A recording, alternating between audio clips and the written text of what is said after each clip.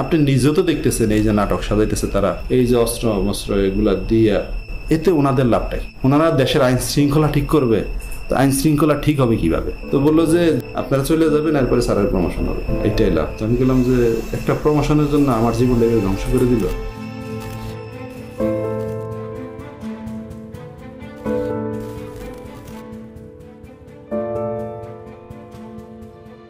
If we didn't have that commission, probably it will be just a storytelling. Nobody will believe, somebody will say yes, somebody will say no.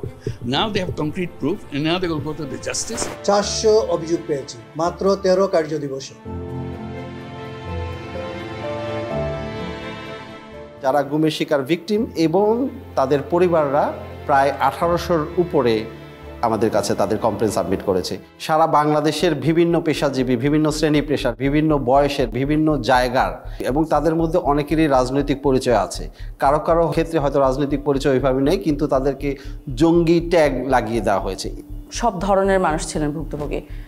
দিনমজুর ভুক্তভোগী আসেন আমাদের কাছে, অত্যন্ত ধনী ভুক্তভোগী আসেন, কলেজ পড়ুয়া ছাত্র আসেন, যেমন তেমন নারী ভুক্তভোগীও আছে।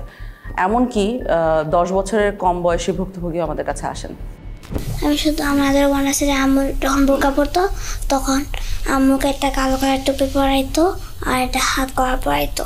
মাঝে মাঝে আমাকে নিয়ে যেত, তুই একদিন নিয়ে গেছে, বাকি সময় আমাকে রেখেই গেছে। গুমের সাথে আসলে বাংলাদেশের প্রত্যেকটা বাহিনী জড়িত বলা চলে। সেক্ষেত্রে প্রধানত আমরা যাদেরকে নাম নিতে পারি তাদের মধ্যে হচ্ছে rapid action battalion, Bangladesh police তো আছেই, detective branch of police, CTTC, DGFI, NSI, এগুলো প্রধানত তারা এই গুমের সাথে জড়িত ছিল। কমিশন গঠন হওয়ার পরে মানুষের যেমন প্রত্যাশা ছিল, আমরা নিজেরাও প্রত্যাশা করতাম, আমরা আশাবাদী ছিলাম যে সমস্ত ঘটনার পুঙ্খানুপুঙ্খ আমরা বের করব। এই যে একটা অপরাধ সংগঠিত হয়েছে, যে অপরাধটা স্বাভাবিক কোনো অপরাধ না, যে অপরাধটা একটা পরিকল্পনার ভিত্তিতে রাষ্ট্র কর্তৃক সংগঠিত হয়েছে।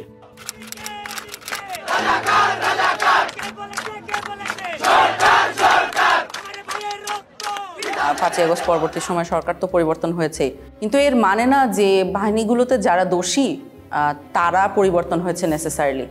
স্পেশালি প্রথম দিকে সবই তো একই মানুষ ছিলেন এবং ওনারা জানতেন এবং সঠিকভাবেই জানতেন যে আমরা যদি একজন বন্দীকে কোনো একটা স্পেসিফিক বন্দিশালায় লোকেটেড করে ফেলি, অর্থাৎ সে ওই জায়গায় ছিল এটা নিশ্চিতভাবে বলতে পারি, তাহলে তার বন্দিত্বের জন্য দায়ী কে তা ইমিডিয়েটলি বলা সম্ভব। কারণ ওই বন্দিশালার চাবিটা কার হাতে ছিল, কোন বাহিনীর কন্ট্রোলে ছিল, সেই বাহিনীর ঊর্ধ্বতন কর্মকর্তারা দোষী।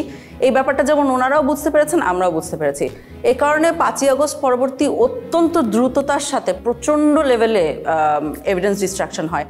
Destruction of evidence is itself a criminal offense. Just মনকে মন কাগজ পুরানো হয় সব জায়গায়, ডিজিএফআই বলেন, র্যাব ইন্টেলিজেন্স বলেন, এনএসআই বলেন, সব জায়গায় এভিডেন্স পুরানো হয়। তারপরে বিভিন্ন জায়গায় এই ধরনের পুরা এন্টায়ার বিল্ডিংয়ের স্ট্রাকচার পরিবর্তন করে ফেলা হয়।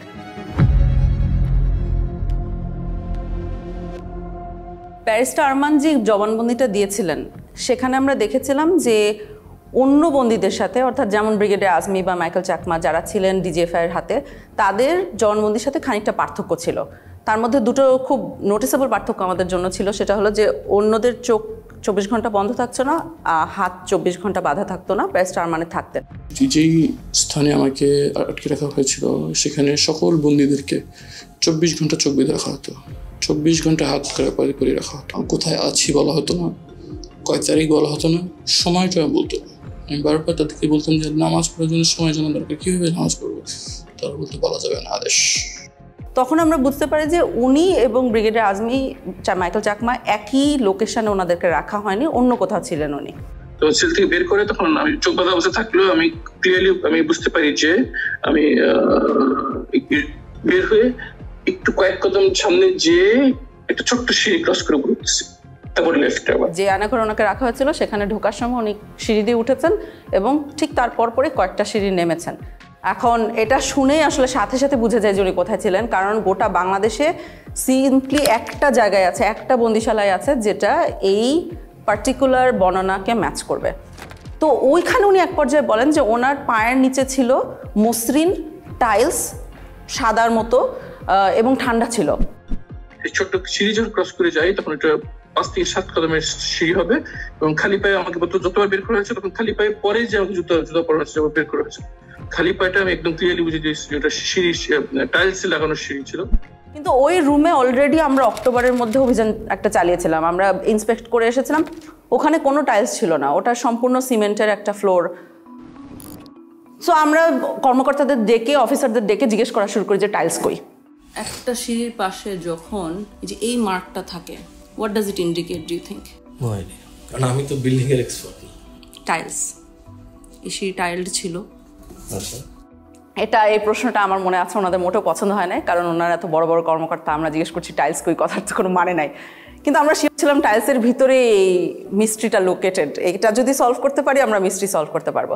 ওই সিঁড়ির তো দুইটা সাইড থাকে, একটা লে সাইড একটা লে সাইড, তো ওপর দিকে সিমেন্ট দেওয়া হয়েছিল, কিন্তু এই সাইডটায় ওইখানে মিস করে দিয়েছিল সিমেন্ট দিতে। তো ওখানে যেটা ছিল টাইলসের পিছনে দেখবেন গ্রিড আছে, চারকোনা গ্রিডের ছাপ রয়ে গেছিলো। তা আমরা ওই ছাপগুলো দেখে বুঝতে পেরেছিলাম যে টাইলস অবধারিতভাবে ওখানে ছিল। এতদূর টাইলস ছিল ধরেন, এই যে দেখা যায়। ব্যারিস্টার আরমানকে আমরা ছবি আঁকতে বলেছিলাম যে আপনি আঁকেন তো, যে আপনার চোখ বন্ধ ঠিক আছে, কিন্তু সিঁড়ি দিয়ে নেমে আপনি কোন দিকে যান। তো উনি একটা ছবি এঁকে দিয়েছিলেন সুন্দর করে, যে সোজা যে বাইরে গেলে সেলে ঢোকা যায়। এখন আমরাও সোজা যে বাইরে ঢোকা যায় না, কোথাও দেয়ালের সাথে ধাক্কা লাগে। ওইখানকার যখন ছবি ব্যারিস্টার আরমানকে দেওয়া হয় তখন ব্যারিস্টার আরমান বলেন যে এখানে কি কিছু হয়েছে দেয়ালটা মানে কি জানি একটা তারতম্য আছে, এরকম একটা উনি ইন্ডিকেশন করেন।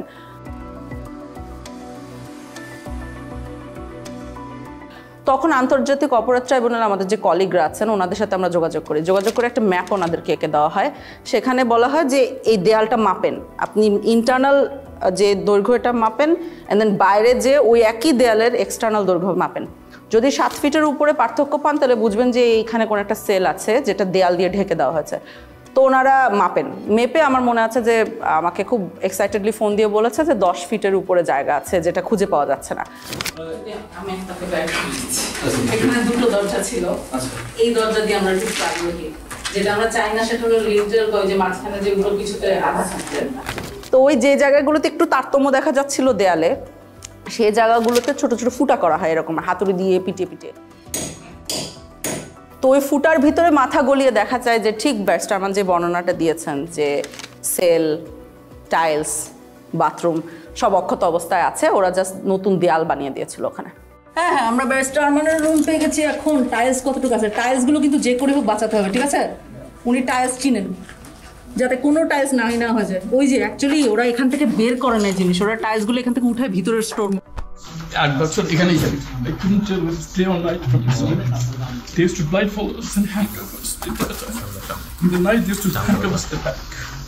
They wouldn't tell us where I was. They wouldn't tell us even time for prayers.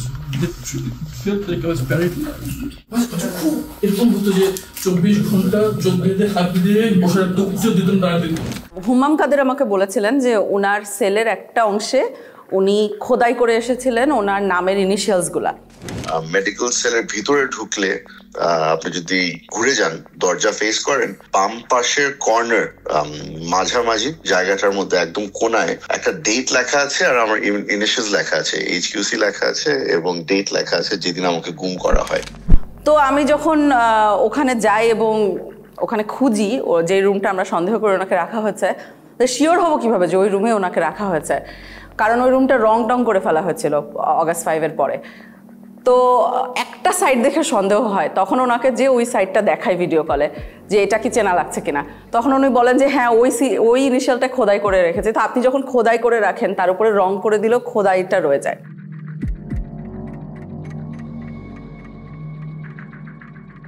বিগত সময়ে যেটা 2009 থেকে 2024-এর 5ই অগস্ট পর্যন্ত আওয়ামী লীগ শাসন আমলে যেটা হয়েছে, আমরা দেখেছি তারা সবসময় একটা বয়ান দিত যে বাংলাদেশে কখনোই গুম হয় নাই। এটা শুধু শেখ হাসিনার মন্ত্রিসভায় অনেক মন্ত্রীরাই অহরহ বলেছেন এবং নিরাপত্তা বাহিনীর প্রধানরাও বলেছে নিরাপত্তা বাহিনী কিংবা আমাদের ইসে কোনো গুমের সঙ্গে তারা সংশ্লিষ্ট নয়। 3 ধরনের লোকই গা ঢাকা দেয়, এরা হয়তো কয়েকদিন পরে আবার আত্মপ্রকাশ করে, আবার যারা নাকি ফ্যামিলিগতভাবে মানে কোনো অসুবিধায় পড়ে তারা গা ঢাকা দেয়। যেখানেই গুম হচ্ছে সেখানেই আমরা কিছুদিন পরেই তাকে পাচ্ছি, হয়তো সে নানা কারণে আত্মগোপন করে থাকে, সেইগুলোকে গুম বলে চালিয়ে যায়। গুম বলে কিছু নাই, এরা সবাই লুকিয়ে যাচ্ছে, পালিয়ে যাচ্ছে, বউয়ের সাথে ঝগড়া করে দ্বিতীয় বিয়ে করেছে ইত্যাদি ইত্যাদি, এই ধরনের বিভিন্ন ধরনের গল্প তারা বলেছে। গুম হওয়ার পরে যখন গুমের শিকার ব্যক্তির পরিবারের সদস্যরা থানায় যেতেন জিডি করার জন্য, যে তার স্বজনকে খুঁজে পাচ্ছে না বা হারিয়ে গেছে বা তুলে নিয়ে গেছে, এইটার ক্ষেত্রে যখন জুডি করতে যেতেন কোনো বাহিনীর কথা উল্লেখ করতেন, থানা থেকে তাদেরকে বিতাড়িত করা হতো। আমার জিডি, আমার আপু আম্মু, আমার স্ত্রী সবাই থেকে জিডি ওই এবং ওই বাড়িওয়ালারা তারা প্রথম থানাতে গেছিল, থানাতে জিডি নেয়নি। যদি কখনো মিসিং ডায়েরি নিত, সেক্ষেত্রে পুলিশ নিজেরা লিখে দিত যে সে বাড়ি থেকে বেরিয়েছে, এরপরে আর ফেরত আসে নাই। আর কখনো যদি কোনো বাহিনীর কথা উল্লেখ করতো, সে জিডি কখনো নিত না। এমনও হয়েছে যে বাহিনীর নাম উল্লেখও করে নাই, কিন্তু তারপরও জিডি নেয়নি, থানা থেকে তাদেরকে তাড়িয়ে দেওয়া হয়েছে। আমরা 250টা কেস ফিল্টার করেছিলাম আমাদের 1800-র মধ্যে থেকে, যে 250টা কেসের 3টে বৈশিষ্ট্য ছিল। 250টার কেসে আমরা সমসাময়িক প্রমাণ পাচ্ছি। কি প্রমাণ? যে তাকে যখন গুম করা হচ্ছে তখন তার হয় একটা মিডিয়া রিপোর্ট আছে, সমসাময়িক মিডিয়া রিপোর্ট আছে। তার যে নিখোঁজ হয়ে যাওয়া বা তাকে যে তুলে নিয়ে যাওয়া হয়েছিল, সেইটার জন্য একটা থানায় জিডি করা হয়েছে। কোনো কোনো ক্ষেত্রে তাদের পরিবারের মামলা করেছে। এবং এই লোকটা জীবিত আছে, অর্থাৎ সে আমাকে তার অন্তর্বর্তীকালীন পিরিয়ডে সে কোথায় ছিল এর বর্ণনা দিতে পারছে, যেটা আমরা কোনো না কোনো আয়নাঘরের সাথে ম্যাচ করতে পারছি। ওই এক সাইডে দিয়ে গ্রিলের দরজা ছিল, টয়লেটটা ছিল এই কর্নারে, হ্যাঁ, যেদিকে কলমের মাথাটা রাখছিলেন, এই জি জি, এটার সামনে দিয়ে এমনি ওই যে অল্প একটু উঁচু দেয়াল ছিল। এটা কি শুধু সামনে ছিল না সাইডেও ছিল? না, শুধু সামনে ছিল, এক পাশ ছিল। দরজা ছিল ওই আপনার শিক লোহার। শুধু একটা দরজা না দুইটা দরজা? একটাই দরজা, একটা দরজা মানে দুইটা তালা দিত একটা দরজা। সিঁড়ি বয়ে আমাকে ওঠানো হয়, সিঁড়ি বয়ে ওঠানো হওয়ার পরে একটা সাদা ফ্লোরে আমার মানে সমান একটা ফ্লোরে রাখতে দেওয়া হয়, বুঝতে পারি টাইলস, খোপের মানে কাপড়ের দরজা ছিল, কাপড়ের দরজা। ওই খোপটা বেশি উঁচু ছিল না, আমার এতটুকু হবে প্রায় একটুকু। আচ্ছা, আমি আপনাকে একটা ভিডিও দেখাই, দেখি চিনতে পারেন কিনা। জি জি, খোপে খোপ। এটা হচ্ছে সেই সবুজ কাপড়ের, হ্যাঁ সবুজ কাপড়, আমি তো বললাম আপনাকে মেকশিফট যে ফ্রেমটা। জি হ্যাঁ হ্যাঁ, ভেতরে একজন দাঁড়ায় আছে। হ্যাঁ আমি তো বললাম এই পর্যন্ত, আমি তো আগেই বললাম। তার ভেতরে শুয়ে থাকা যাবে। এবং তাকে যখন প্রডিউস করা হচ্ছে তখন তার বিরুদ্ধে একটা মামলা দিয়ে প্রডিউস করা হচ্ছে, অর্থাৎ কোনো একটা নিরাপত্তা বাহিনী মেনে নিচ্ছে যে তাদের হেফাজতে এই লোকটা আছে। প্রত্যেককেই কিন্তু একাধিক মামলায় দেওয়া হয়েছিল এবং অলমোস্ট সবার বিরুদ্ধেই জঙ্গি বিরোধী যে তকমাটা লাগানো হয়েছিল এবং সন্ত্রাস দমন আইনে মামলা দেওয়া হয়েছিল। এতে যেটা হচ্ছে যে এই কেসগুলো হয়ে গেছে সেসব কেস যেখানে দুই সাইডে প্রমাণ আছে। সে যখন নাই হয়ে যাচ্ছে সেটার সমসাময়িক প্রমাণ আছে, সে যখন রিপেয়ার করছে সমসাময়িক প্রমাণ আছে, এবং তার মধ্যবর্তী যে জায়গাটাতে ছিল সেটার বর্ণনা কোথাও ম্যাচ করা যাচ্ছে। অনেক ক্ষেত্রে দেখাচ্ছে একজন বন্দী আরেকজন বন্দীকে দেখছে বা তার গলার স্বর শুনতে পারছে বা তার পরিচয় জানতে পারছে গুম অবস্থায়, তখন তার একজন একজনের সাক্ষী হয়ে যাচ্ছে। এই দিক থেকে মানে দ্বিতীয় বা তৃতীয় নাম্বার ছেলে, একটা ছেলে ছিল, ও হচ্ছে যে একটু যতটুকু মনে হলো মানসিক সমস্যা ছিল, প্রচুর কান্নাকাটি করতো আর চুলটা পাল্টা বকাঝকা করতো। 16 বছরের ছেলে, অনেক কান্নাকাটি করতো। তারপরে আমরা তাকে খুঁজে বের করেছি, পরবর্তীতে একটা সাইকেলের দোকানে সে কাজ করছিল এবং মানসিক ভারসাম্য লুজ করেছে। মনে রাখবেন ওই ছেলেটাকে আমরা কেন খুঁজে পেয়েছিলাম, কাজ তার চারপাশের বন্দিরা, 2 বছরের বন্দিরা আমাদেরকে এসে বারবার করে বলতো ওখানে একটা ছেলে অনেক কাঁদতো, আমাদের কেস সলভ করার আগে ওই ছেলেটাকে খুঁজে বের করেন, আমাদেরকে জানান ওই ছেলেটার কী হয়েছে, বেঁচে আছে কিনা। বেশ কয়েকজনকে পাই যারা সবাই রেকগনাইজ করতে পারছে যে ছেলেটা আছে কিন্তু জানি না কোথায় আছে, জানি না কোথায় আছে, এইভাবে করে চলতে থাকে আনটিল একজন বলে। ওই ছেলেটাকে পরবর্তীতে আমি জেলে দেখছিলাম, তোর আবার হচ্ছে যে এরকম হাতে সবগুলো হাতে মোটামুটি ছিল আপনার কেটে ফেললে বা নখ উঠাই ফেললে টাইপ এরকম থাকে না, ওই টাইপের মানে একদম ফাটা ফাটা সবগুলো ছিল আর কি। তখন কাশিমপুর জেলের কোথায় দেখেছে, কাশিমপুর জেলে পাগলা সেলে দেখেছে। তখন আমরা পাগলা সেলের রেজিস্ট্রি বার করি। সমস্যা হয়েছে যে ওই সময় পাগলা সেলের রেজিস্ট্রি তো অনেকের নাম ছিল, আর এই ছেলের নাম আমাদের জানা ছিল না, তো আমাদের কিছুই লাভ হয় নাই। তো আরও একজন লোক এসেছিল একবার, একদম শেষে যার সাথে কথা হয়েছে, আমি জানি না তাকে কেন বলেছিলাম, ওনার আসলে জানার কথা ছিল না, উনি একই বাহিনীর হাতে ছিল না, উনি আরেকটা বাহিনীর হাত থেকে উনি কাশিমপুরে গিয়েছিলেন। তখন সে বলে আমি তাকে আরেকবার দেখেছি গত বছর। তখন আমরা বলি যে আপনি কি আবার খুঁজে বের করতে পারবেন কিনা দোকানটা। ভদ্রলোক খুবই ভালো, উনি আসলেই খুঁজে বের করে তখন ওই ছেলে এবং ছেলের বাবাকে নিয়ে আসেন। থানা থেকে খবর আসলো, তখন ওখানে যে ওকে কেমন দেখেছেন? আমরা দুইটা এই ফায়ের নোক আর হাতের নোক ছিল না ওই সময়, দূরে থেকে দেখছি তো ছিলই না। একবার হরাত দিয়েছিলাম, পড়াই করতে না বলতে পারি না। ওকে কি মানসিকভাবে সুস্থ মনে হচ্ছিল? না, মানসিকভাবে সুস্থ আসছিল না। ওইখানে আমরা যে ডক দেখছিলাম, মানে কথা আমি একটা জিজ্ঞেস আরেকটা উত্তর দিছিল। আমি যে জিজ্ঞেস খাওয়া দাওয়া করছো, তুমি কোন সময় আইছো? এখন ছেলেটাকে যদি আপনি জিজ্ঞেস করেন যে তুমি কেমন ছিলে ওখানে, হ্যাঁ, ও কিন্তু দেখবেন ওর ওয়ে অফ কোপিং, এটা আমাদের কাছে লক্ষণীয়। যে কিছু মানুষ কোপ করছে আল্লাহকে স্মরণ করে, কিছু মানুষ পরিবারকে স্মরণ করে, ওর ওয়ে অফ কোপিং ছিল ভুলে যাওয়া। ও বলেছে আমার কিছু হয় নাই।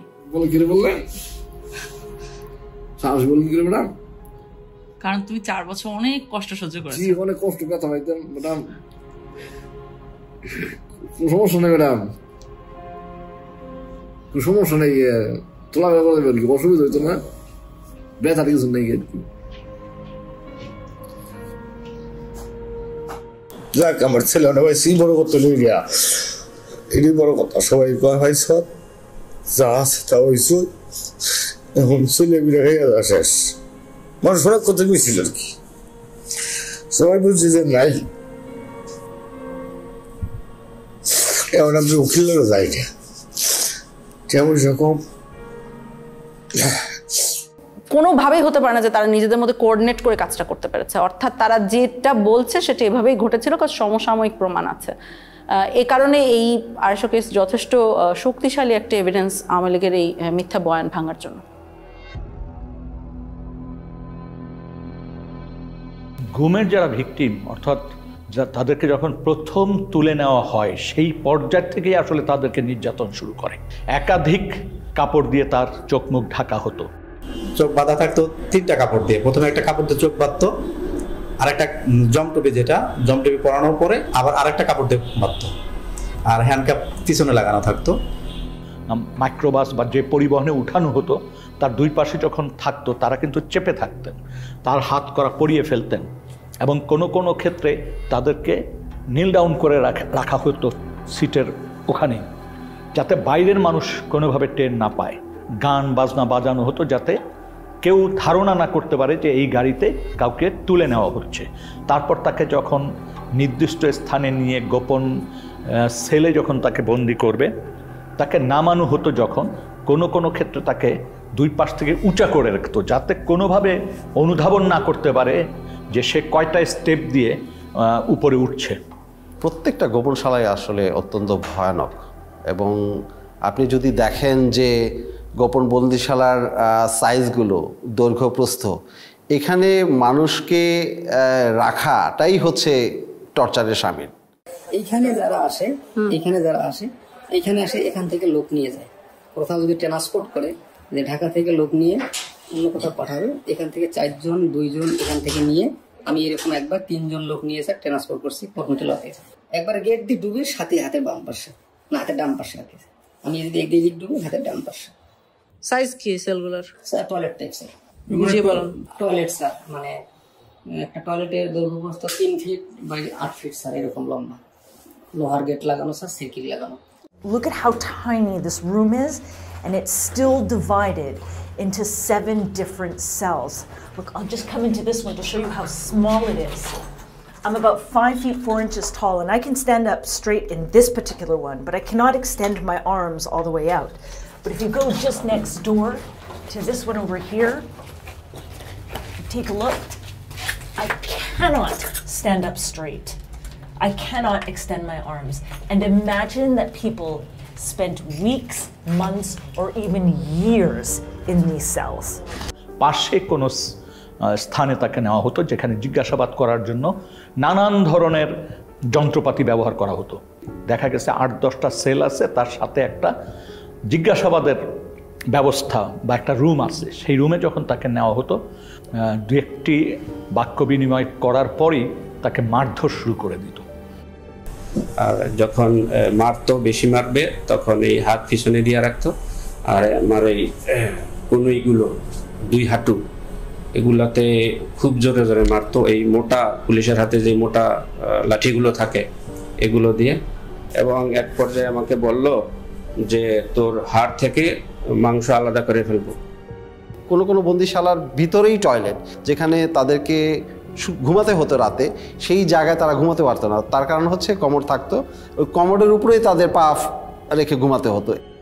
আমাকে ওখান থেকে টর্চার করে দুইজনে কাঁধে করে ধরে একটা সংকীর্ণ একটা বাথরুমে বললে চলে, আমি 5 ফুট 8 ইঞ্চি পা লম্বা করলে আমার হাঁটু পর্যন্ত বাথরুমের ভিতরে চলে যায়, মানে এতটা সংকীর্ণ জায়গা।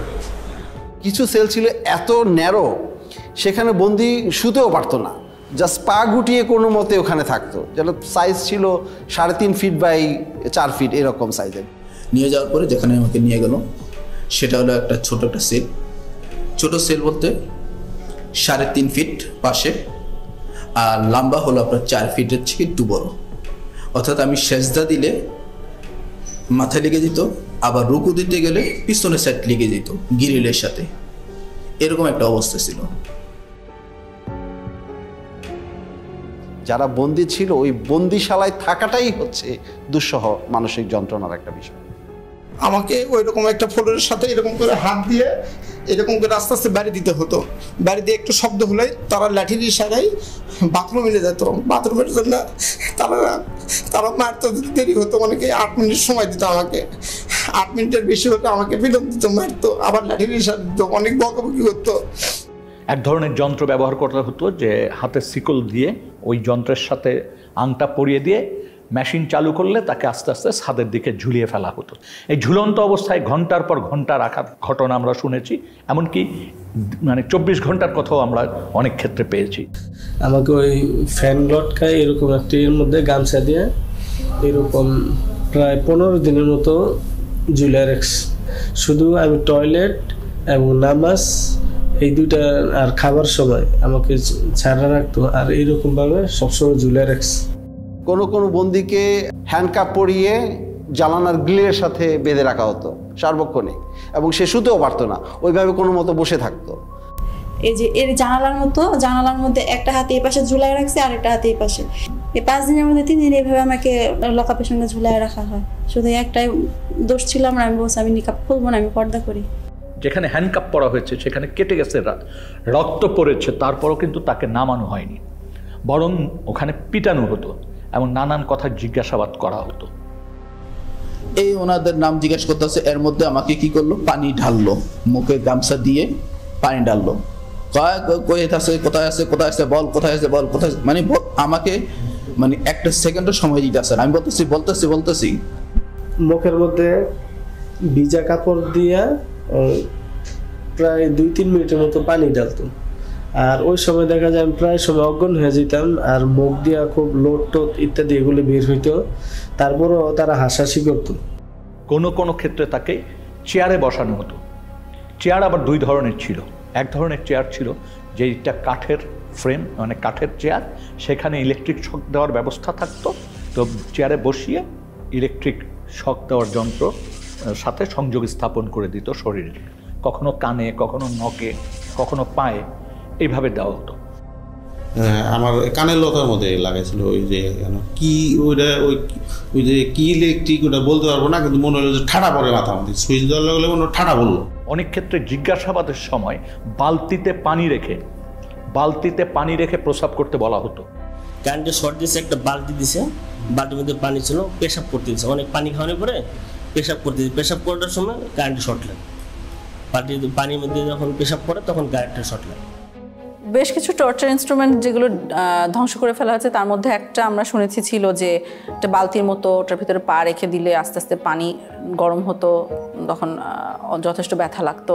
একটা ইনস্ট্রুমেন্ট ছিল যেটা আপনাকে যদি বেঁধে দেওয়া হয় তাহলে ওটা ঘড়ির কাঁটার মতো ঘোরাতে পারতো, 360 ডিগ্রিজ ঘুরতো। র্যাবের কাছে ঘোরে যে চেয়ারগুলো, এগুলো পেয়েছি। স্বাভাবিক একটা চেয়ারে বসানোর পরে আমাকে ওই হুইল চেয়ারের মতো যেমন পা রাখা যায় ওরকম পাদানি আছে, পাদানের উপরে পা রাখার পরে পা থেকে মাথা পর্যন্ত অনেকগুলো বেল লাগায়। তো পা এইগুলো যখন করছে তখন আমাকে কিছুক্ষণ ঘোরানো হয়েছে। একটা পেয়েছি আমরা কিন্তু ময়লার আবর্জনার ভিতরে, মানে ওটাকে ফেলে দেওয়ার জন্যই রাখা হয়েছিল, আমরা যে ওইখানে খুঁজে খুঁজে বের করে এনেছি। কোনো ক্ষেত্রে নখকে বিচ্ছিন্ন করে ফেলা হতো। কোনো কোনো ক্ষেত্রে সুই ঢুকানো হতো, এবং কারো কারো ক্ষেত্রে সম্পূর্ণ উলঙ্গ করে ঝুলিয়ে রাখা হতো। মাথা নিচের দিক পা উপর দিক দিয়ে ঝুলে, আর আমার শরীরে কোনো পোশাক রাখে নাই তখন, একেবারে উইদাউট ড্রেস। আচ্ছা, তারপরে এলো পাতায় আমাকে দুইজনে একসঙ্গে বিড়াতে থাকে। দুই হাতে বাঁধতো, বাঁধার পরে এমনি বসায়া এই যে এই জায়গাটা লাঠি ঢুকাইতো, লাঠি বড় একটা লাঠি ঢুকাইতো, লাঠি ঢুকায় লাঠিটা আমরা দইরা এই যে দুইটা চেয়ার নিত, এই দুইটা চেয়ারের উপরে আমরা ঝুলাইতো, আমাদেরকে পিড়াইতো। তারা গান গাইতো, এক এক সময় মমতাজের গান গাইতো যে বুকটা ফাইটা যায়, এই কথা গান, আবার তুই তো পাগল হে, এই গান কইতো আর পিড়াইতো। এবং আমি একটি ক্ষেত্রে জানতে পেরেছি যে তাকে উলঙ্গ করে একজন নারীর সামনে উপস্থাপন করা হয়েছে। খুবই দুর্ভাগ্যজনক যে একটা মানুষকে কতটুক অপদস্থ, অপমান করতে, ঘৃণাকর পরিস্থিতিতে ফেলতে এই ধরনের ব্যবস্থা আমাদের রাষ্ট্রীয় বাহিনীগুলি, সংস্থাগুলি করেছে। আমাকে উলঙ্গ করে আমার লজ্জা স্থানে ইট বাইদা প্রায় 1 থেকে 1.5 ঘন্টা আমাকে এরকম একটা অবস্থায় রাখছে। তো যতই কষ্ট হয় মানে তারা খুব হাসাহাসি করে। যেমন একটা বন্দির ক্ষেত্রে আমরা জানতে পেরেছি যে ওই বন্দিটার গায়ের ওড়না টেনে নিয়ে গেছে কোনো একজন সিকিউরিটি ফোর্সের সদস্য, এবং তাকে বলা হচ্ছে তুই তো একসময় খুব পর্দা করতিস, হ্যাঁ ইসলামিস্ট, তোকে দেখ এখন কেমন লাগে, এইভাবে তুচ্ছ-তাচ্ছিল্য করা হয়েছে। বন্দির মাসিকের সময় যা প্যাড দেওয়ার কথা, ওইটা প্যাড দিয়ে ওটা নিয়ে খুব হাসাহাসি করতো, ওইটা খুবই তার জন্য একটা লজ্জাজনক বিষয় হয়েছিল যে সবার সম্মুখে অনেক হাসাহাসি করছে। এই বিষয়টা খুবই পীড়াদায়ক।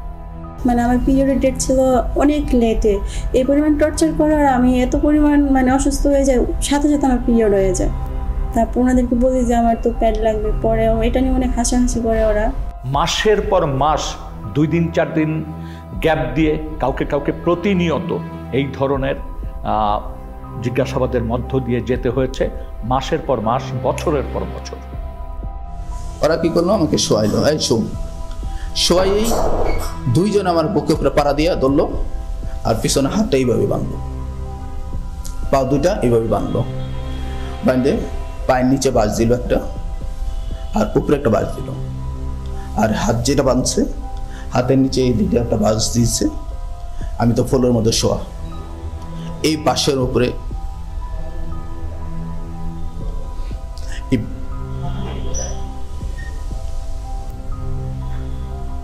বাঁশের উপরে আমাকে 4-5 জন দাঁড়াই গেছে। তখন আমার মানে ভিতর থেকে মানে আমি আর কোনো কিছু বলতে পারতেছি না, শুধু একটাই প্রশ্ন করতেছে, তোর বাড়িতে কে কে থাকে, তোর বাড়িতে কে কে থাকে। এবং আমরা দেখি এই জিনিসগুলো মানুষের ভিতরে অনেক বড় ভয় রেখে দেয় অনেক দিনের জন্য।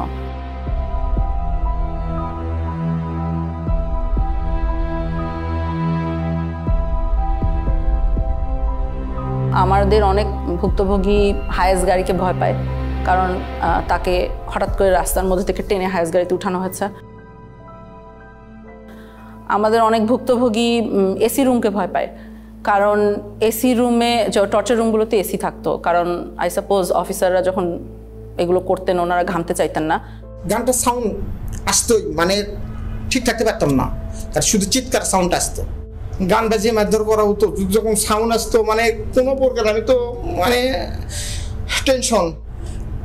আমি গানটা আমি কয়েকবার দেখার চেষ্টা করছি, ঠিক মতো আমি দেখতে পারিনি। চিকিয়া কালিয়ারে ওই গানটা আপনি দেখতে পারেন নাই? জি, গানটা আমি কয়েকবার দেখার চেষ্টা করছি, ওইভাবে আমি দেখতে পারিনি।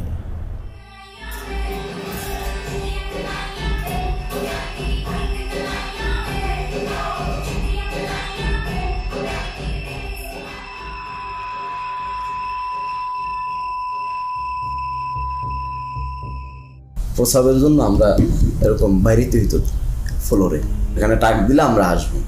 প্রসাবে ধরছে মিউজিক ছেড়ে দিছি, ওই আওয়াজও তাদের কাছে পৌঁছায় না, মিউজিকের সাথে তো ওটা হারায় যায়, ওই সাউন্ড তো আর পাবে না। এরকম কিছু প্রসাব পায়খানা করে দিয়েছে আমার সামনে, আবার এটা আমরাই পরিষ্কার করতেছি, তারা দিয়ে যে করে তারা দিয়ে পরিষ্কার করে।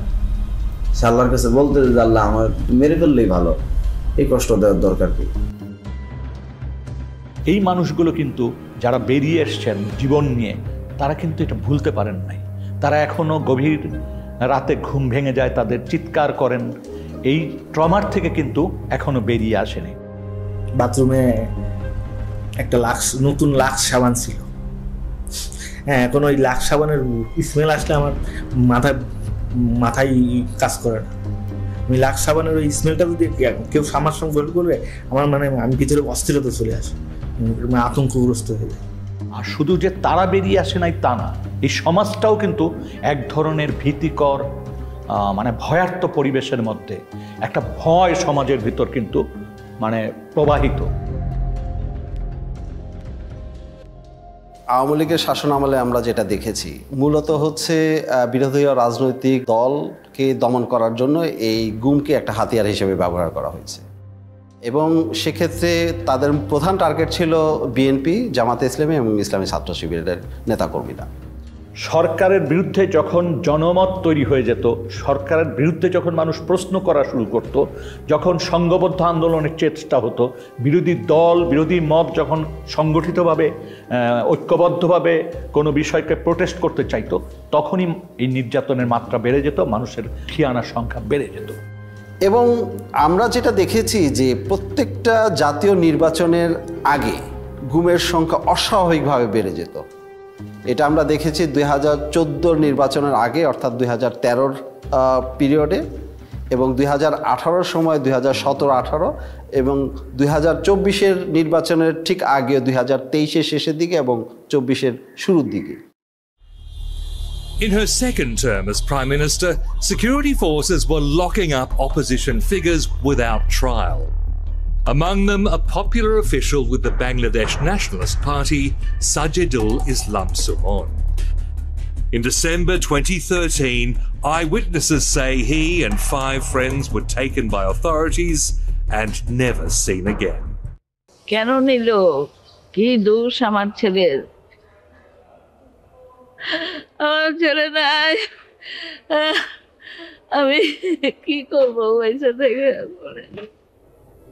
এটা আমরা সন্ত্রাস বিরোধী ট্রাইব্যুনালেও দেখতাম যে অস্বাভাবিকভাবে মামলার সংখ্যাটা বেড়ে যাচ্ছে, এবং সেখানে মূল আসামি হিসেবে যাদেরকে দেখা হতো তারা হচ্ছে তৎকালীন বিরোধী রাজনৈতিক দলের নেতাকর্মী। মিডিয়াকে আইনশৃঙ্খলা রক্ষাকারী বাহিনী, র্যাব, ডিজিএফআই, বিভিন্ন গোয়েন্দা সংস্থা তাদের মতো করে ব্যবহার করেছে। তারা যেই ধরনের গল্প বানিয়ে দিবে সেই গল্পটাই যাতে প্রচার করা হয়, এবং মিডিয়া সেটা প্রচার করত নির্দ্বিধায়। কোনো জায়গায় কিন্তু তারা প্রশ্ন করত না, একদম হুবহু একই বয়ান, বাহিনী যে বয়ানটা দিত সেই গল্পই তারা ছেপে দিত। যখন একজন গুম হচ্ছে, দের আর ওয়ান অফ টু থিংস যেটা হতে পারে, একটা হলো তাকে মেরে ফেলা হবে বা তাকে বাঁচিয়ে রাখা হবে। বাঁচিয়ে রাখার পরবর্তী কী হবে? বাঁচিয়ে রাখার পরবর্তীতে বেশিরভাগ কেস হলো যে তাদেরকে মামলা দিয়ে ছেড়ে দেওয়া হচ্ছে। বাংলাদেশে মামলাগুলো যথেষ্ট ভয়ঙ্কর, এটা কিন্তু আমরা বলছি যে ক্রিমিনাল জাস্টিস সিস্টেম গুমের সাথে কন্টিনিউয়াস একটা সিস্টেম ছিল।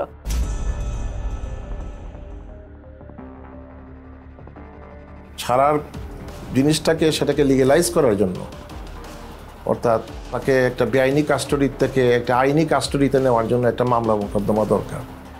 সেই কাজটা করতে গিয়ে অনেক মিথ্যা মামলা মোকদ্দমা তাদেরকে জড়িত করে দেওয়া হতো।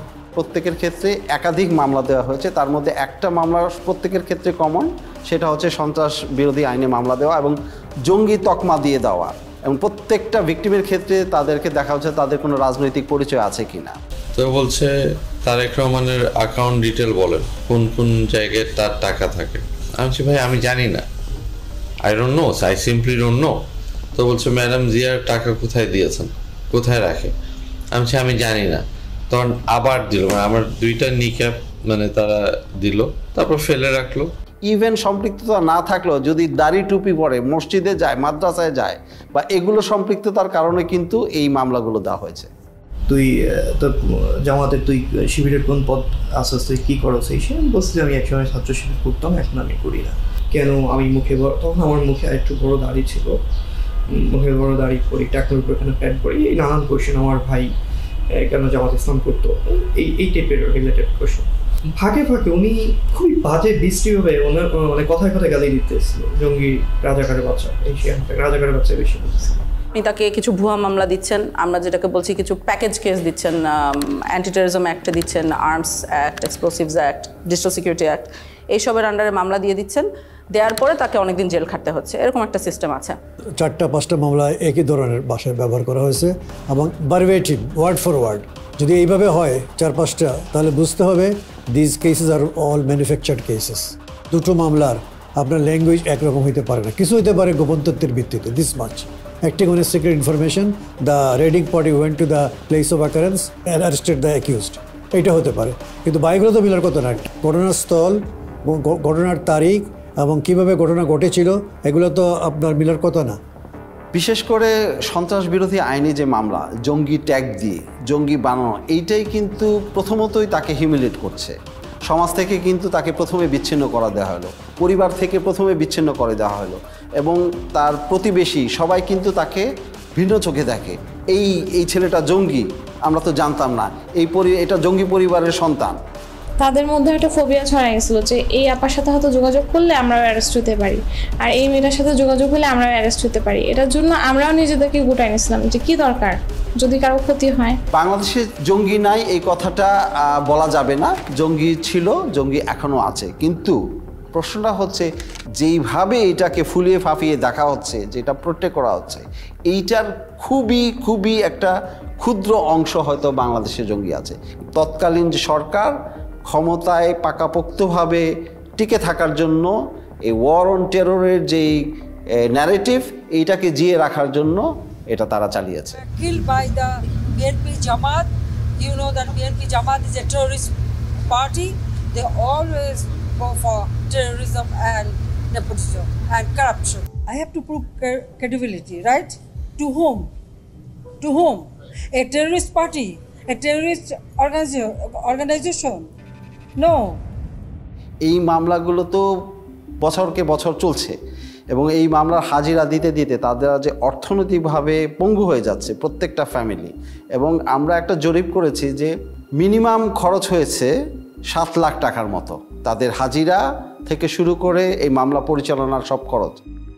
অনেক ফ্যামিলি তাদের জমি জমা, তারপরে হচ্ছে বাড়িঘর পর্যন্ত বিক্রি করে দিয়েছে এই মামলা থেকে পরিত্রাণ পাওয়ার জন্য, কিন্তু মামলাগুলো ঝুলছে। প্রায় 3 লাখ টাকার মতো খরচ হয়েছে জামিনের পেছনে, আসা যাওয়ায়, গাড়ি ভাড়া, এটা হচ্ছে নিড একটা কস্ট। তারপর তো অন্যান্য জায়গায় এখানে টাকা খাওয়াইছে, ওইখানে টাকা খাওয়াইছে, বাড়িতে পুলিশ গিয়েছে কয়েকদিন পর পর, ডিবি থেকে লোক গিয়েছে, ওরা গিয়ে বসে থাকছে, তো বিভিন্ন ধরনের কথাবার্তা বলছে, ওদেরকে টাকা দেওয়া লাগছে, টাকা পয়সা না নিয়ে কেউ কখনো আসে নাই, থানায় টাকা দেওয়া লাগছে, বিভিন্ন সময় বিভিন্ন জায়গা থেকে সংস্থার লোক গেছে, ওরা টাকা খাইছে, অনেক টাকা পয়সা খরচ হয়েছে 16 সালেও।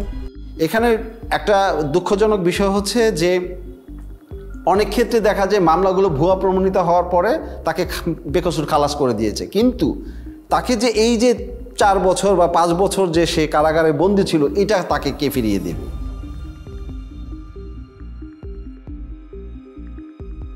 এখন ভুয়া মামলা দিয়ে এগুলোর পক্ষে তো তাদেরকে এখন প্রমাণাদি জোগাড় করতে হবে, প্রমাণাদি পাবে কোথেকে? হ্যাঁ, এটা একটা তো তাদের জন্য সমস্যা।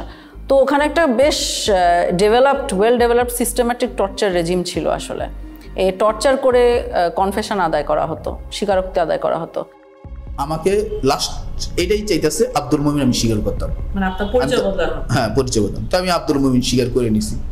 করে নেওয়ার পরে এই যে এখন বাসডলা দিয়ে লাস্টে বলতেছে তোর নাম আব্দুল মুমিন, আর তোর বাপ যদি জিজ্ঞেস করে, কথা জিজ্ঞেস করে বলবি যে আমি বাবার সাথে রাগ করে তাবলিগে চলে গেছিলাম, তাবলিগের কিছু জিনিসপত্র আছে এই ব্যাগের মধ্যে, এই ব্যাগটা নিয়ে তুই চলে যাবি, ওরা ছেড়ে দিয়ে আসো। যেহেতু সব ম্যাজিস্ট্রেট এক না, কিছু কিছু ভালো ম্যাজিস্ট্রেটও আছে, তাই কিছু ম্যাজিস্ট্রেট আবার থাকতো খারাপ, এবং সবাই জানতো তারা মানে কারা, যারা এগুলো মেনে নেবে, এই ধরনের ফোর্সড স্বীকারোক্তি বা গুম হওয়া সত্ত্বেও জিনিসটাকে কগনিসেন্সে না নেওয়া। তো ওই সব মানুষদের সামনেই যাওয়া হতো, ওদের সামনেই এদেরকে প্রডিউস করা হতো, তারা ফোর্স স্বীকারোক্তি মেনে নিত। না, আমি বলছি না, আমি 160 আমার মাইরে ফেলাইতো, আমি 164 দিব না, 164 দিলে আমার ফাঁসি হয়ে যাবে, আমি তো এগুলো কোনো কিছুর সাথেই নাই। আপনারা যা বলতেছেন আমি এগুলো কিছুই জানি না, সব সাজায় আপনারা দিচ্ছেন। তখন আমারও ওই আয়ু বলতেছে, ওই প্রথম দিন আমাকে যখন, এটা আপনাকে কি বলবো, মানে প্রথম দিন আমাকে যখন ওয়াটার বোর্ডিং দিয়েছে, তখন আমার মানে আমি প্রসব করে দিয়েছিলাম আর কি। তো ওই জিনিসটা ও আবার আমাকে রিমাইন্ড করে দিচ্ছে যে তোরে যে মনে নাই তোরে যে তুই যে প্রস্তাব করে দিয়েছিস রিসিলি মেয়েদের লগে আজকে কিন্তু আবার সেইভাবে মারতে যা টানায় পিড়ামো, কিন্তু তুই যা বলি সেইভাবে কর। করে নিয়ে আসছে, করে নিয়ে আইসা বলতেছে এমন একজন জাজের কাছে নিয়ে আসছে, আইসা বলতেছে ও 164 দিতে চায় না, অনেক চেষ্টা করছি দিতে চায় না। পরে বলে যে আবার সেই কোর্টের যে জাজ বলতেছে ও এখনো দাঁড়ায় আছে কিভাবে, এটারে কেমন 164 দেয় না, এটা তো দাঁড়ায় আছে সুস্থ আছে, 164 দেওয়ার জন্য কিছু মশলাপাতি খরচ করতে হবে না। গুম or enforced disappearance is a violation of human rights. So the judges as a whole should be sensitized about the human rights, about the various human rights instruments and the violation of those human rights. Magistrate সাহেব উনি ডাক দিয়ে বললেন যে আপনাদের আসামি তো করতেছে না, কি বলে বালকরূপ স্বীকারোক্তি দিচ্ছে না। একটা এগ্রিজিয়াস কেস আমাকে যেটা খুব ডিস্টার্ব করেছে সেটা হলো যে সে আমাকে বর্ণনা করছিল যে ম্যাজিস্ট্রেটকে যে বলেছে যে প্লিজ আমি এতদিন ঘুমছিলাম, আমি আসলে এটার সাথে জড়িত না। হ্যাঁ, অনেক সাহস করে এটা সে ম্যাজিস্ট্রেটকে বলেছিল। ম্যাজিস্ট্রেট তখন যে পুলিশ সাথে নিয়ে গিয়েছিল, পুলিশকে ডেকে বলেছে এই যে দেখেন কি বলছে, তখন তাকে বাইরে নিয়ে যাওয়া হয়। সিএম কোর্টের বারান্দায় এটা সময় 8 তলা বা 9 তলায় কিছুক্ষণ আমাকে মারধর করলো। আমার এখানে আমাদের দাগ আছে মনে হয়, এটা ওরা আমাকে মাথাটা ধরে স্যার ওই গ্রিলের মধ্যে এটাতে বাড়ি মারতে ধরছে, তখন আমার হাতে হ্যান্ডকাপ ছিল, তো আমি মাথাটা বাঁচানোর জন্য আমি এটা যখন আনছি তখন আমার এখানে পড়ছে, তাই আমি নিচে ফেলে পাড়াইলো, কিছুক্ষণ মারলো, অনেক চিৎকার চেঁচামেচি করতেছিলাম, কারণ আমি হচ্ছে কেউ তো আসলো, যখন চিৎকার চেঁচামেচি করতেছি তখন ম্যাজিস্ট্রেট আবার আয়কে ডাকে পাঠাইছে যে এত আওয়াজ করতেছেন কেন। আর মানে কি বলবো, এটা অবিশ্বাস্য বিষয়, আমি প্রশাসনকে কাছ থেকে দেখছি আর আমি অবাক হয়েছি যে আসলে পুরোটাই এটা system. Most of the judges were at the beck and call of the high command of the then ruling party. That's why they did not dare to take any effective steps against the enforced disappearances of the victims or abduction of the victims, The judiciary must be proactive instead of reactive. The judiciary must come forward, protecting and promoting the human rights of the people through adjudication of disputes in a very bold and assertive manner.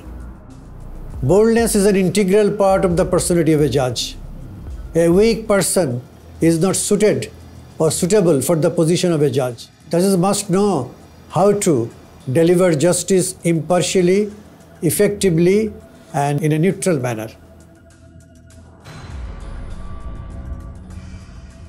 কিছু মানুষকে বাঁচিয়ে রাখবে কিন্তু release করতে পারবে না, বাংলাদেশে নানাবিধ কারণ থাকতে পারে সেটার জন্য। তখন তাদেরকে আমরা দেখছি ইন্ডিয়াতে পার করে দেওয়া হয়। ইন্ডিয়াতে পার করার পদ্ধতিটা আমরা বুঝতে পেরেছি বন্দীদের সাথে কথা বলে, সিকিউরিটি ফোর্সের ভিতরে যে হুইসেল ব্লোয়াররা আছে তাদের সাথে কথা বলে, এবং অনেক সময় আমরা নথিপত্র মিলিয়ে দিন তারিখ চেক করেও ওগুলোকে কনফার্ম করেছি যে এভাবেই ঘটেছে। তোমার আম্মায় অনেক কান্নাকাটি করতেছে, এর জন্য অনেক সরাসরি হয়েছে, এর জন্য তোমাকে দেশে রাখা যাবে না, এর জন্য তোমাকে দেশের বাহিরে পাঠাবো আমরা।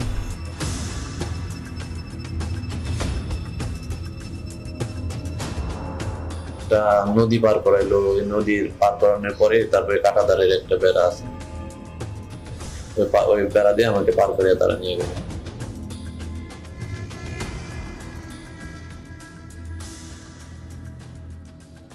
ওইখানে নিয়ে 2টা লোক আইছিল হুমড়াই করে, বললো তোর পার করে দেব, তারপরে তুই ওই জায়গায় কতদিন থাকবি, আবার আমরা তো আবার ব্যাগ নিয়ে আসবো। ইন্ডিয়াতে নিয়ে যাওয়া হতো, আমাদের বাহিনী নিয়ে যেত 300-400 মিটার ইনটু দ্য বর্ডার, নিয়ে যেয়ে ওই বাহিনীর হাতে হ্যান্ড ওভার দিত। একটা বিশেষ ক্ষেত্রে আমরা দেখেছি যেখানে বন্দি এক্সচেঞ্জ হয়েছিল। ওরা আবার ওই দেশ থেকে কারা যেন আসছে স্যার, আপনার ওদের ইন্ডিয়ানরা আসছে, ওরা 2জনকে দিল, আমরা 2জনকে দিলাম। মানে ওরা 2জন বন্দিকে দিল, আপনাদের বন্দি 2জনকে ওদেরকে দিয়ে দিল। ইন্ডিয়া আমাদেরকে বন্দি দিয়েছিল, আমরা একজন বাংলাদেশি সিটিজেনকে দিয়েছি। আমার ধারণার সাথে মনে হয় আরেকজন ছিল যার পরিচয় আমরা এখনো বের করতে পারি না। অর্থাৎ আমরা 2জনকে দিয়েছি, একজনকে পেয়েছি। ওই 2জনের মধ্যে একজন বাংলাদেশি নাগরিক, সাথে মিষ্টিও দেওয়া হয়েছে। ওই বাহিনীও মানে ইন্ডিয়ান বাহিনীও মিষ্টি এনেছিল, আমাদের বাহিনীও মিষ্টি ছিল। বন্দি গিফট দেওয়ার সাথে সাথে মিষ্টিও গিফট এক্সচেঞ্জ করা হয়েছিল। এটা আমাকে নিরাপত্তা বাহিনীর যারা ওখানে জড়িত ছিল তারাও বলেছেন, বন্দি নিজেও চোখে দেখেছে এই ঘটনাটা ঘটতে। ইন্ডিয়াতে নেয়ার পরবর্তী কি হতো বন্দি আমরা সবসময় জানি না, অর্থাৎ কাদের কথা জানি না, আমরা জানি না ওখানে কাউকে মেরে ফেলা হতো কিনা, কারণ যারা মারা গেছেন তাদের খবর আমাদের পক্ষে বের করা এখনো পসিবল হয়নি। যাদেরকে হ্যান্ড ওভার করলো ওদেরকে নিয়ে আবার কি করলেন? ওদেরকে নিয়ে স্যার রাস্তায় দুজনকে স্যার ক্রস ফায়ার দিয়ে ফেলাই দিয়ে আসছে। তবে এটা অবশ্যই হতো যে ইন্ডিয়াতে যারা বাঁচিয়ে রাখা হতো ইন্ডিয়াতে তাদেরকে মামলা দেওয়া হতো, মানে অর্থাৎ ইন্ডিয়ান লিগাল সিস্টেমের ভিতরে তাদেরকে ঢুকিয়ে দেওয়া হতো। সো আনপাসপোর্ট মামলা বলবে, অর্থাৎ ট্রেসপাসিংয়ের জন্য কেস দেওয়া হতো। তখন ওনারা ইন্ডিয়াতে জেল খাটতেন, জেল খাটা পরবর্তীতে আবার ওনাদেরকে বাংলাদেশে পুশিং করা হতো। ভারতের কারাগারে যদি কেউ থাকে সেটার জন্য আমরা বাংলাদেশি বন্দী যারা আছে তাদের তালিকা চেয়েছি পররাষ্ট্র মন্ত্রণালয়ের মাধ্যমে ইন্ডিয়ান অথরিটিকে। কিন্তু সেক্ষেত্রে যে সমস্যাটা দেখা গেছে যে তালিকাটা দিয়েছে সেটা অসম্পূর্ণ, এবং আমরা যেই পিরিয়ডের তালিকা চেয়েছিলাম অর্থাৎ 2009 সাল থেকে 2024 সালের 5ই অগস্ট পর্যন্ত সেটা তালিকা পায় নাই। এই সম্পৃক্ততাটা ইন্ডিয়া এবং বাংলাদেশের যে ইল্লিগাল একটা সম্পর্ক, এটা আসলে খুবই ট্র্যাজিক, কারণ এরকম হওয়ার কথা না, হওয়া উচিত না, এবং আমাদের দেশের সার্বভৌমত্বের প্রশ্ন অবশ্যই চলে আসে। কিন্তু হয়েছে, গত 16 বছর এটা হয়েছে। এবং কারো কারো ক্ষেত্রে চরম পরিণতিটা হয়ে গেছে, যেটা আমরা বিভিন্নভাবে জানতে পেরেছি, এবং অনেকে আমাদের কাছে ইতিমধ্যে এই কথাগুলো বলেছেন।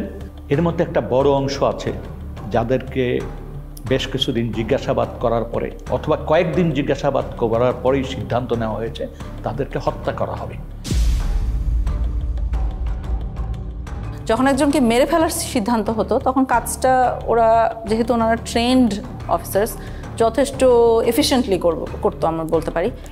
একজন মানুষকে কখনো কখনো মোরগ বলা হতো, কখনো কখনো প্যাকেট বলা হতো, কখনো কখনো সাবজেক্ট বলা হতো। ঊর্ধ্বতন অনেক অফিসার আছেন যারা মিড লেভেলে ছিলেন বা যারা গোয়েন্দা সংস্থাগুলি পরিচালনা করতেন, তাদের নির্দেশনায় তাদের উপস্থিতিতে এই মানুষদেরকে নিয়ে যাওয়া হতো মাইক্রোবাসে করে। টঙ্গীর থেকে রওনা দেওয়ার পর যতগুলি ব্রিজ আছে প্রায় প্রতিটি ব্রিজের গোড়াতেই নিয়ে নতুন যারা অফিসার সংযুক্ত হতেন র্যাবে বা র্যাব ইন্টেলে, তাদেরকে বলা হতো দুজন একজন মোরগ নামাও বা প্যাকেট নামাও, গুলি করো।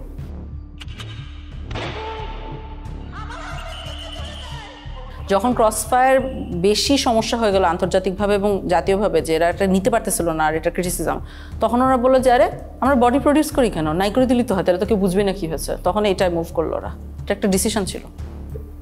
একটা জিনিস খুব স্পষ্ট যে এই ঘটনাগুলি ঘটানো হতো, হত্যাকাণ্ডগুলি করা হতো। প্রথম দিকে কিছু লাশ রাস্তাঘাটে পাওয়া যেত, ফেলে যেত, তো কিছুদিন আগে উঠিয়ে নিয়েছিল কারা জন্য। তারপর যখন সন্দেহ হলো যে এটা আইন শৃঙ্খলা রক্ষাকারী বাহিনী বা কোনো গোয়েন্দা সংস্থা, যখন এই জিনিসগুলি মানুষের ভিতর কানাঘুষা হতে থাকলো, তখন কিন্তু আর রাস্তাঘাটে লাশ ফেলতো না। একটা বেশ কমন মেথড ছিল যেটা গোটা দেশে ব্যবহার করা হতো, সেটা হলো নৌকায় নিয়ে যে গুলি করে মেরে ফেলা।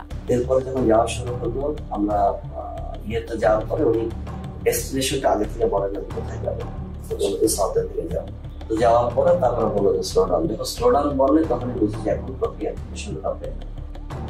যখন খোলের ভিতর দিকে তাকে তুলে নিয়ে আসে, সিমেন্টের বস্তা কিন্তু বাইরে থাকে স্যার, খোলের মুখটা খুলে একজন করে তুলতেছে স্যার, সিমেন্টের বস্তা দিয়ে সে বেঁধে ফেলতেছে, পাথর হচ্ছে হাঁটু বরাবর গেছে, হাঁটু বরাবর গেছে, বেঁধে মায়ের কাছে সিমেন্টের বস্তাটা তাকে একদম কর্নারে রাখছে। সেকেন্ড ম্যান স্যার পিলোটা দেয় স্যার, পিলোটা দিয়ে দেখছে সব। তাদের পছন্দের জায়গাটা হলো মাথা স্যার, মানে মাথার এখানে বা এই পাশে বালিশ থেকে তারপরে একদম 6 রাউন্ড ফায়ার করে। 2 রাউন্ডটা ফায়ারের প্রয়োজনটা কখনো যদি কখনো তার মনে হয়েছে কারো হাত কেঁপে গেছে, তখন উনি বলতেন সেনাবাহিনীর একটা ক্যাম্প আছে ওই ব্রিজের গোড়ায়, সেখানে সুন্দরবন থেকে একটা ট্রলার নিয়ে আসা হয়েছিল, দস্যুদের কাছ থেকে উদ্ধার করার ট্রলার, যেটা জেনারেল জিয়াউল হাসানের টিম এটা এনেছিল। এবং পরবর্তীতে আমরা জেনেছি যে জিয়াউল হাসানের প্রত্যক্ষ তত্ত্বাবধানে অনেক মানুষকে ওখানে নিয়ে যাওয়া হতো রাতের গভীর রাত্রে। এই জায়গাটা এবং বন্দিরা থাকতো বুঝছেন এখানে এই ডেকের উপরে, কোনো কোনো সময় তো ডেকের ভিতরে থাকতো। এন্ড দেন অফিসাররা কারণ ডেকের ভিতরে না থাকলে দেখা গেলো মাঝে দেখে ফেলল, এরকম হয়। ওরা সবই এখানে বা কেউ এখানে থাকতো। এন্ড দেন এখানে এনে শুট করে এখান থেকে ফেলে দিবেন, ওখান থেকে ফেলে দিবেন, পেট ফাটতেছে ওখানে কুইক অ্যাকশন। তো গুলি করে মেরে ফেলার পরে পেটটা চিরে দেওয়া হতো এবং বডির সাথে সিমেন্টের বস্তা বেঁধে দেওয়া হতো বা ইটের বস্তা, যাতে ওনাদেরকে যখন ধাক্কা মেরে নদীতে ফেলে দেওয়া হচ্ছে তখন তারা ডুবে যেতেন।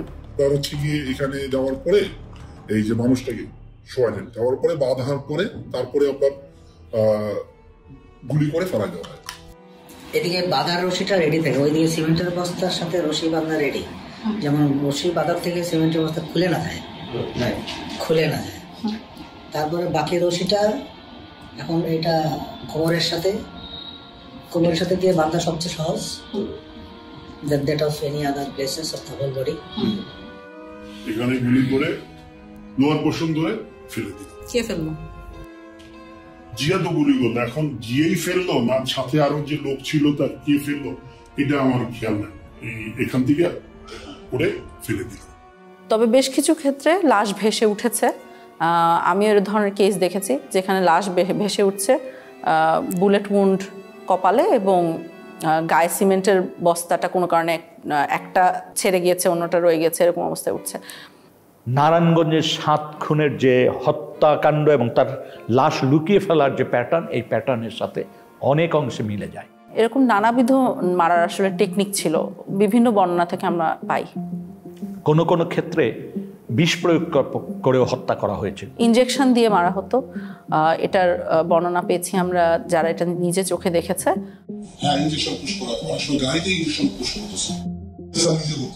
একজন মানুষকে মেরে ফেলে তার লাশটা রেল লাইনে ফেলে দেওয়া হতো, মানুষ রেল লাইনে কাটা পড়েছে এই হিসাবে জিনিসটাকে প্রতীয়মান হয়। কিছু কিছু ক্ষেত্রে দেখা গিয়েছে যে অনেক সময় লাশের হাতে হ্যান্ডকাফ অবস্থায় রেল লাইনে কাটা লাশ পাওয়া গেছে, তো বোঝাই তো যাচ্ছে কি হয়েছে, নাহলে হ্যান্ডকাফ আসলো কোথা থেকে। একজন ভিকটিম তো বেঁচেই আছেন যাকে গাড়ির সামনে ট্রাকের সামনে ফেলে মারার চেষ্টা হয়েছিল এবং এরকম অনেকাংশে তো সাকসিডও করতো, এভাবে করে মেরে ফেলতো। ওই আবদুল্লাহপুর আশুলিয়া রোড যেটা, সেখানে নিয়ে যাওয়ার পরে উনি অন্যদেরকে নেমে যেতে বলে।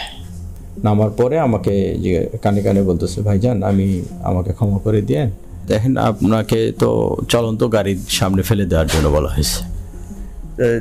হঠাৎ করে মানে আমাকে ধাক্কা দেওয়া হলো এবং আমি খেয়াল করতেছিলাম যে গাড়ি শব্দ আসতেছে, তো আমি তো তখন ধরে নিয়েছি যে আমি শেষ, আমি পড়ে গেছি। পড়ে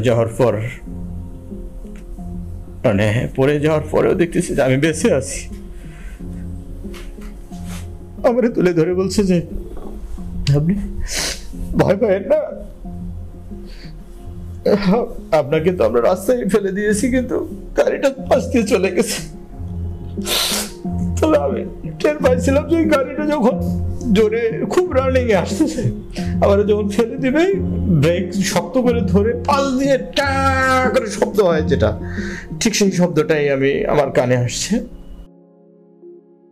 আমাদের কাছে যারা মুখ খুলেছেন এটাই পূর্ণাঙ্গ তথ্য না, এর কয়েক গুণ সমাজে এখনও রয়েছেন যারা এখনও আস্থা বা সাহস পাচ্ছেন না এই বিষয়গুলি জনসমক্ষে তুলতে বা তারা অভিযোগ করতে। তারা মনে করে যে এমনিই তো আমরা মামলা মোকদ্দমার ভিতর দিয়ে আছি, তারপর আবার এইটা করতে যে আবার কোন ফ্যাসাদে পড়বো, আবার আমার কোন ভোগান্তি হবে। ওই ওপেনলি ওইভাবে সাক্ষাৎকার দিব না, কারণ ওটা এভিডেন্স থেকে যাবে। আমার আজ হোক কাল হোক আমার তো আসলে পরেরটাও চিন্তা করা লাগবে, ফ্যামিলি আছে। এমনি তো অত্যাচারের শিকার হয়েছি, গুম ছিলাম, মিথ্যা মামলা নিয়ে জেলে ছিলাম, এখনো স্টিল নাও হাজিরা দিচ্ছি। ওই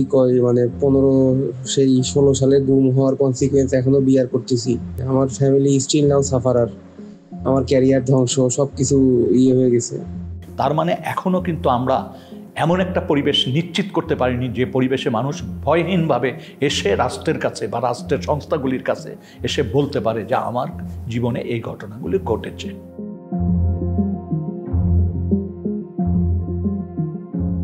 অন্ততপক্ষে গুম কমিশন যাদের ক্ষেত্রে মনে করেছে যে হয়রানিগুলোর থেকে তাদের পরিত্রাণ পাওয়া উচিত, গুম কমিশন থেকে আমরা পরীক্ষা নিরীক্ষা করছি এবং এই ধরনের একটা তালিকাও প্রস্তুত করা হচ্ছে এবং ফলস কেসগুলো যাতে দ্রুত নিষ্পত্তি করে, গুম হওয়া ব্যক্তি ছাড়া পাওয়ার পরও হয়রানির শিকার না হয় এবং এই আদালতের আইনি ব্যবস্থাকে যাতে কেউ আর অ্যাবিউজ করতে না পারে। যাদের বিরুদ্ধে এই মামলাগুলো দেওয়া হয়েছে, সন্ত্রাস দমন আইন বা অন্য যে আইনি মামলা হয়েছে, এই প্রত্যেকটা মামলা যাতে দ্রুত নিষ্পত্তি করা যায়, সেটা যাতে এক্সপিডাইট করে, সেটার জন্য সুনির্দিষ্টভাবে সরকারকে বলেছি। দ্বিতীয়ত হচ্ছে যে সন্ত্রাস দমন আইনটাকে সংশোধন করার কথা বলেছি, 3 নম্বর জিনিসটা হচ্ছে যে এটার সাথে সম্পৃক্ত যেটা যে বাংলাদেশে জঙ্গিকে মোকাবেলার জন্য, জঙ্গি ইস্যুটাকে ডিল করার জন্য আমাদের এখানে সুনির্দিষ্টভাবে কিছু স্ট্র্যাটেজি ঠিক করতে হবে। এর পাশাপাশি যেটা হচ্ছে যে রিহ্যাবিলিটেশনের যে বিষয়টা আছে সন্ত্রাসদের মোকাবেলার ক্ষেত্রে, এই বিষয়টা মনে হয় কার্যকর হতে পারে, সেটাকে আমরা ফোকাস করেছি। গুম হওয়া এবং কেউ মারা যাওয়ার মধ্যে একটা বিস্তর ফারাক আছে। সেটা হলো কেউ যখন মারা যায় তখন তার সম্পত্তি ভাগ হয়ে যায়, একটা ডেথ সার্টিফিকেট আসে, সম্পত্তি ভাগ হয়ে যায়, একটা ক্লোজার আসে। কিন্তু কেউ যখন গুম হয়, যেহেতু সে মারা গিয়েছে এই কথাটা বলতে পারা যায় না, কারণ আমরা আসলে জানি না সে মারা গেছে কিনা, তখন কিন্তু কোনো ডেথ সার্টিফিকেট ইস্যু করা যায় না। ডেথ সার্টিফিকেট ইস্যু না করার সাইড ইফেক্ট আপনি দেখেন, ধরেন ভদ্রলোকের ব্যাংক অ্যাকাউন্টে টাকা আছে বা তার সম্পত্তি আছে, কিছু ভাগ হওয়া সম্ভব না। সো পরিবারগুলো অলমোস্ট রাতারাতি পথে বসে যায়, দেখতে পারে যে ব্যাংক অ্যাকাউন্টে টাকা আছে, দেখতে পারে যে তার সম্পত্তি আছে, কিন্তু সে কিছু ব্যবহার করতে পারে না। সেই জন্য আমরা বর্তমান প্রচলিত আইনের বাহিরে আমরা মনে করি যে এমন একটা আইন করা দরকার যে আইনে কিছু ওভাররাইডিং ক্লজ থাকবে, যে দেশের প্রচলিত আইনের বাহিরে গিয়েও তাদেরকে যাতে একটা আইনগত সুযোগ দেওয়া যায়। যখন একজন মারা যান তখন তার বউ বিধবা হয়ে যান, এটার একটা প্রসেস আছে। কিন্তু যখন একজন গুম হন তখন তার বউ, উনি কি বিধবা না সধবা? কারণ আমরা উত্তরটা জানি না। ভদ্রলোক বেঁচে আছে কি মারা গেছে এটা আমরা বুঝতে পারছি না। এই যে বিশাল সমস্যাগুলো পরিবারগুলোর মধ্যে মানে সৃষ্টি হয়, সেগুলোর কোনো সমাধান তারা পায় না। এবং গত 16 বছর ধরে হাজারে হাজারে পরিবার বাংলাদেশে এই সমস্যাটা ফেস করে আসছে।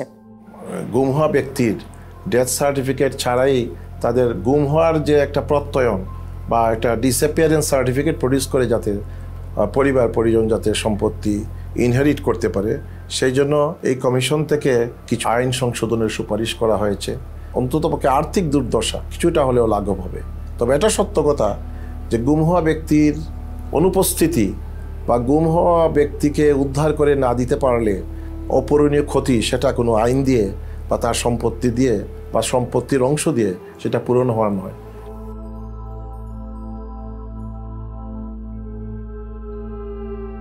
আমরা যদি আমাকে জিজ্ঞেস করেন, আমি মনে করি আমরা আশানুরূপ জায়গায় পৌঁছাতে পেরেছি।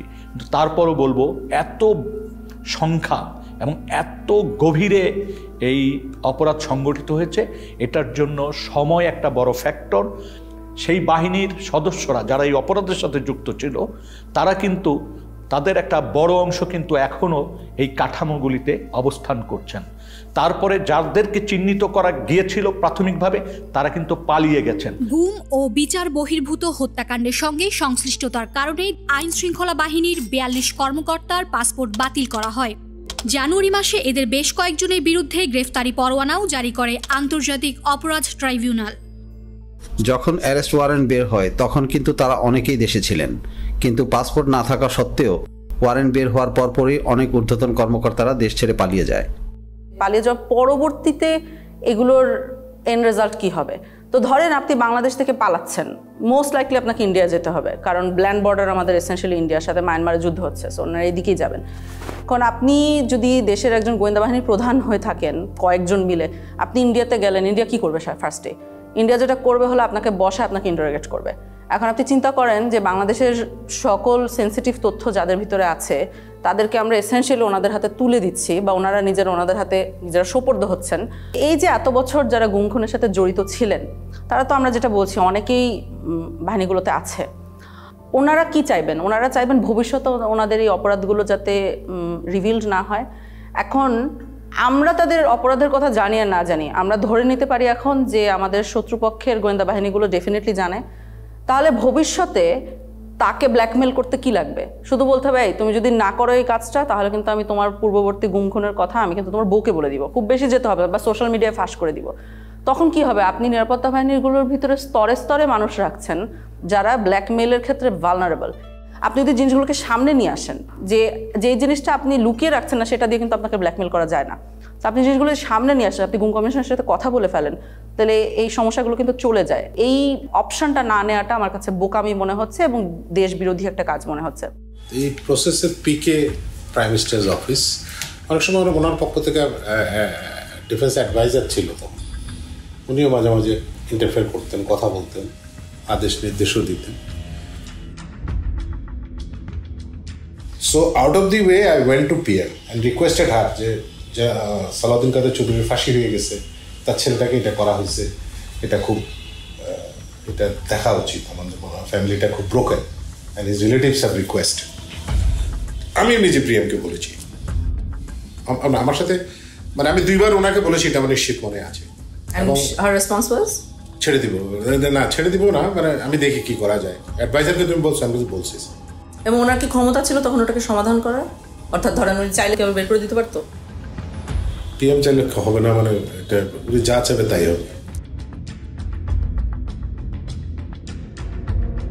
সম্ভাব্য যারা অভিযুক্ত তাদের কারোর সাথে কথা বলার পর যে জিনিসটা পরিষ্কার একটা অবয়ব দাঁড়িয়েছে, সেটা হচ্ছে এই ধরনের ঘটনার সিদ্ধান্ত নেয়ার ক্ষেত্রে যিনি নীতি নির্ধারকদের সর্বোচ্চ জায়গায় অবস্থান করছেন, তৎকালীন প্রধানমন্ত্রী শেখ হাসিনা, তৎকালীন সামরিক উপদেষ্টা তারেক সিদ্দিকী এবং বাহিনীগুলির প্রধান এবং ইন্টেলিজেন্স যে এজেন্সি উইং আছে তার প্রধানদের সমন্বিত নির্দেশনার বাইরে বা কমান্ড স্ট্রাকচারের সর্বোচ্চ পর্যায়ের নির্দেশনার বাইরে এই ধরনের ঘটনা দিনের পর দিন, মাসের পর মাস, বছরের পর বছর ঘটার কোনো সুযোগ নাই।